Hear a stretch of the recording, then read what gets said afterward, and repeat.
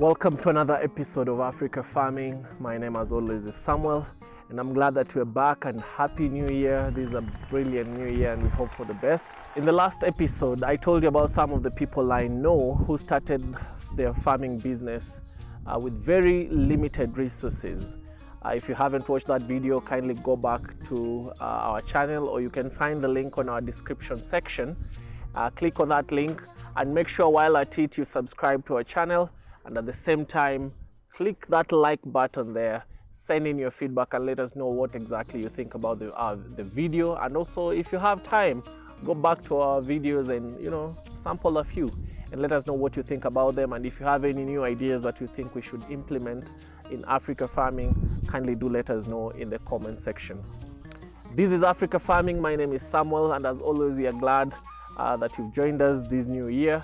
And last year was a bit challenging, and this new year has great potential, and I hope that it also portends the same to you. And I'm glad that you're healthy and well, wherever it is that you are, or wherever it is that you're watching us, whether in the country or outside.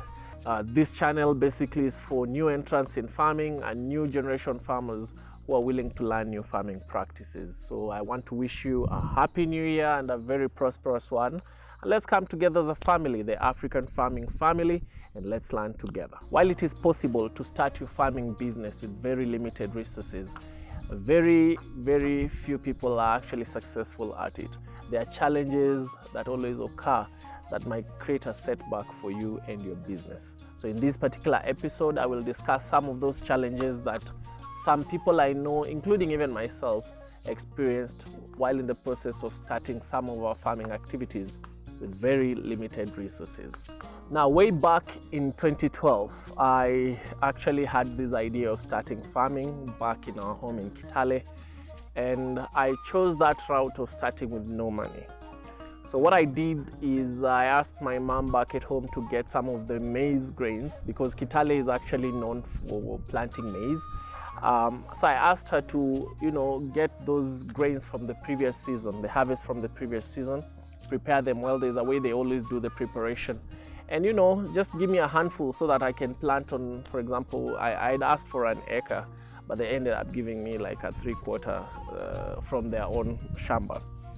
So what happened is they prepared the seeds for me. There's a way traditionally that they used to do it. So I didn't have the cost of buying seeds from Kenya Seed Company and other companies. Then I also knew, because my parents used to keep cattle and all that, so I knew we had organic manure. There was cattle, there was chicken, so I knew I didn't have to spend on fertilizer. So I knew there was organic manure back at home. I knew the seeds were there that my mom would prepare. So I decided to venture that route. So I went home, prepared the land, and started planting the seeds that my mom had prepared. And then I used organic manure just with the seedlings, with the seeds, to grow the maize. So a month down the line, I actually regretted that decision, because one of the things, and at that particular time I was actually pursuing my master's, so I wasn't at home. So I was just doing the journey back and forth. So I really regretted that decision, because now when I communicated back at home and asked how the maize was doing, they told me, some seeds had actually sprouted, some had not. So I went back home, I traveled back home and looked at where I had planted. I really regretted, because I found patches of maize, Some had grown well, some had just, they just really survived, to say the least. And you could actually just see that there was no future at all for these, because I had now to go ahead and do the replanting where there were patches where the seeds had not germinated. So I asked my mom, is this what you normally experience? And she said, yeah, that is basically what most people experience, especially if you decide to use the seeds, that traditional way of using the seeds from the previous harvest. So I said, what could be the solution? So I was told the best solution at the moment was to actually go to Kenya Seed Company or Simlo and try and get quality seeds. So I was like, okay, now I have again to incur the cost of seeds. So I said, it's okay, fine. I had to go back to Kenya Seed and, you know, purchase quality seeds from them. Of course, they advised me on how to plant. They advised me on the fertilizer to use. To say the least, the organic manure that I used from the chicken and the cow area, from the cattle basically, is the reason why the seeds did not germinate. Reason is I had actually applied so much where it's supposed to actually be limited, so it ended up burning the seeds that were actually germinating. So I was advised on what kind of fertilizer to use and all that.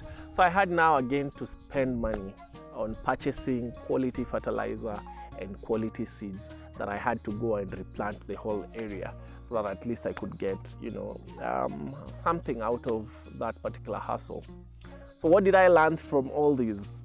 Number one, if you don't use quality seeds, if you decide to go the limited resources way and use, you know, low quality seeds, if you're talking about animals, you use low quality breeds and all that, you'll end up not getting what is, you know, value for money. Basically, especially if you're doing it for commercial reasons.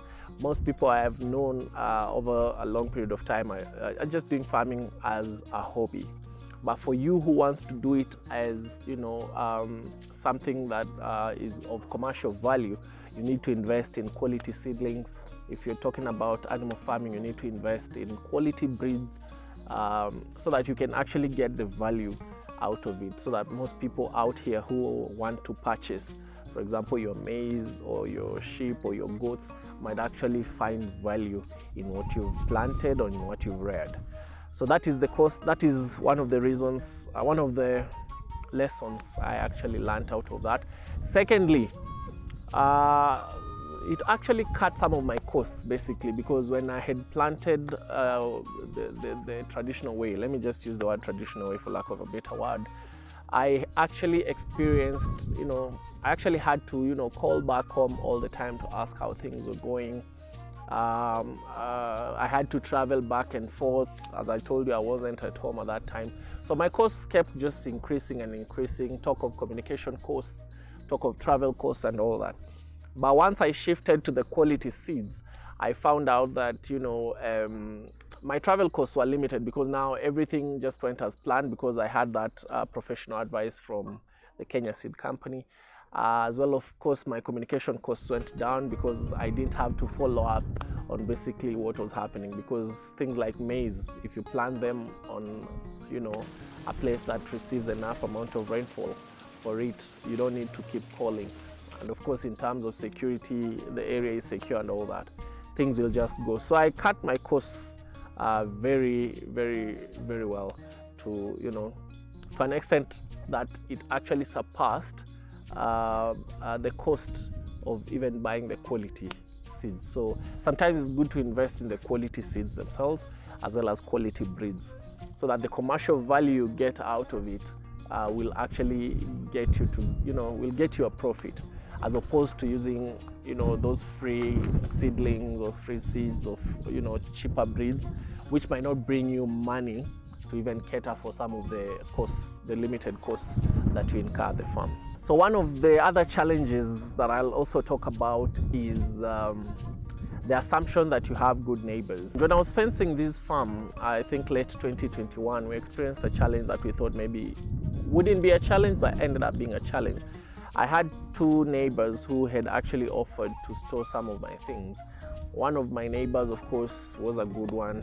Stored most of my things at no cost, especially when I was constructing my chicken house and also my farm guy's house. It was good neighborliness, and he decided to just do it for free. Now, I had the same assumption. I was doing the fence, thinking that this neighbor would actually, you know, store my things and keep them safe for free. Shock on me. After like a month or two, once I had already fenced and had constructed the houses, now I had a safe place to keep my poles and all that. The fencing guy at that time had actually taken the remaining poles for the fencing to this neighbor, and he had actually assumed that this neighbor would not, try to charge me for that. But lo and behold, a month down the line after I'd done the construction and now I needed the poles back, I went to him and he was like, no, you have to pay for it. So I ended up just leaving the posts with the guy because the kind of charge, the kind of cost he was actually asking for was too high, higher than even the cost of the poles. So I decided just to leave it with him, and I counted my losses at that. So that is also another challenge that you should also expect, that not all neighbors will be good neighbors, and it's not their fault. It's not their fault. It's just maybe the way the economic the economic situation of the country is. So most people are trying to get the limited amount of money from everything out. The traditional way you would consider a neighbor as a good person is no longer there. So that might also be a challenge for new farmers. Don't think the traditional ways. You might have a neighbor next to you, but they might charge you for some of these things. Remember when we discussed about starting with no money, we said neighbors can actually even offer you equipment for free and all that. So you need to talk to them first, see if they can give you for free or at affordable prices. But if they are not willing to do that, then you need to know that way in advance so that you don't end up losing time or even some of your money, which might actually be costly at the end of the day. So other challenges you might actually experience in the course of starting your farming business with limited resources include, especially for those people who are looking for funding from external sources, because you're over depending on other factors that you have no control over, you may end up having delayed activities in your farm. So remember, farming has seasons. So if, for example, you're expecting external funding from some other sources that are not within your control, you might end up delaying your farming activities until the following season, right? So it's always good to plan yourself accordingly. If you're looking for funding, make sure you're looking for funding not for this season, but for example for the next 1 or 2 seasons after this season, so that by the time the funding comes in, it comes in at the right time. Another challenge that I talked about is when we talked about the other video, we talked about having unused land or spare land. Currently, it's difficult, especially in urban areas. There is this thing called decentralization or devolution in Kenya that has actually made even rural areas urban. So finding spare land to use or unused land is somehow very difficult. And if you actually find that spare land, chances are high that there is somebody who is really monitoring the activities within that land. So you cannot go ahead and start your farming without having, to pay a little bit. So leasing land is very expensive nowadays, even in rural areas. So you need also to factor that in when you're starting. Then another thing is you cannot predict the weather patterns. So there are those people who over rely on rainfall, rain-fed agriculture. That is a thing of the past. With the current weather patterns, irrigation is the only thing that you can rely on. So if you don't have a borehole, if you don't have a way or a source of reliable water in your farm, whether you're in a rainfall area or a place that receives good amount of rainfall or not, you need to have a contingency plan, as I mentioned before. These days the weather patterns are not predictable, and I have a friend who actually lost all his onions. He had planted onions knowing that the rain was going to come in like a week or 2 based on the patterns of the rainfall patterns, but lo and behold, there was no rain for like 3 months. So he ended up losing all his onions because of just that one thing, over reliance on rain-fed agriculture. So also have a plan. If you're doing your farming, especially planting and all that, you need to think about doing irrigation, drill a borehole, or just have a reliable source of water other than rain-fed agriculture. So I hope we've learned a thing or two in this particular episode, and I hope as you start your journey of farming, whether with the limited resources or you have a plan B, make sure at least you have all this information way before you start, because information or knowledge is power. So ensure that at least you have a plan, write a plan down, look at the option A, option B before you start doing it, because you might end up regretting if you really have 100% hopes in starting your farm with no resources. Otherwise, that's it for today. I continue wishing you a happy new year. If you've not yet subscribed and you're watching our video, kindly make sure you subscribe to our video, to our channel. Basically, our channel is Africa Farming. Make sure you like this video, send us your feedback, and if you've not connected with us on social media, make sure you do that. Our social media handles are Africa Farming on Facebook, at Africa Farming KE on TikTok, Twitter, and Instagram. Let's link up, let's share, and let's learn together. Otherwise, for now, it's nothing but bye bye and changamka na ukulima. Asanteni sana.